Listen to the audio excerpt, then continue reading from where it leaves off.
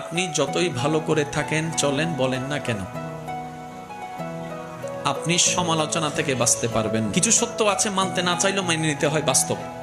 আপনি যতই ভালো করে চলেন, করেন, থাকেন, বলেন না কেন, সমালোচনা, বদনাম থেকে আপনি কখনো বাঁচতে পারবেন না।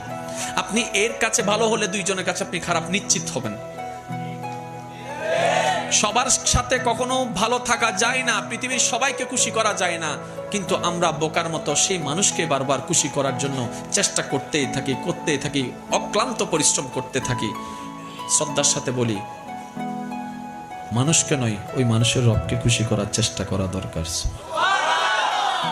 কারণ এই মানুষ কখনো আপনাকে আমাকে থ্যাংক ইউ না দিলেও ওই রবের রহমত আমাদেরকে ভরপুর করে দিবে। সুবহানাল্লাহ।